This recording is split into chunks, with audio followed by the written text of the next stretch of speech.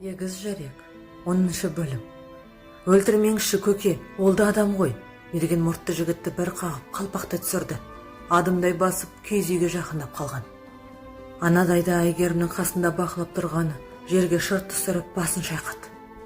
Қызық, өзі құтқарып өзі өлтірмек пе? Сау тамтығы қалмаған ол бейшараның қай жеріне пышақ салмақ?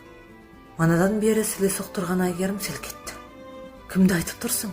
Кімді өлтірмек деді? Анаған жыламсырап. Айтыңызшы, кім? Өткенде арғы беттен өзі өңгеріп келген адам ғой, деді жігіт арбаға отырып жатып. Таудан тауып алыпты. Қасқыр талаған ба, ат сүйреген бе, әйтеуір түгі қалмапты бейшараның. Қой бәлесін аулақ жүрейік. Кеш батқанша сені Бақыбайға жеткізуім керек. Ол сөзін аяқтап Әйгерімге қараған. Жоқ, мергеннің соңынан жанын ұшыра жүгіріп барады екен. Кездігін жалаңдатқан мерген үйге кіре бұрышта жатқан жаралы жігітке қарай беттеді. Төрде отырған қарияға да назар аудармады. Жаналғыш әзір әйелдей төніп келеді. Осы сәтте сырттан жүгіре кірген Әйгерім жаралы жігітке бір қарап алып, мергеннің аяғын құшып, еңіреп қоя берді.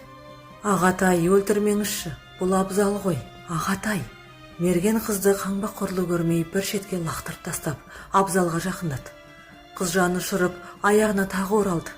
Ағатай, өлтірмеңізші, күңіңіз болайын. Айтқаныңыздың бәрін орындайын. Тек оның жанын қалдырыңызшы.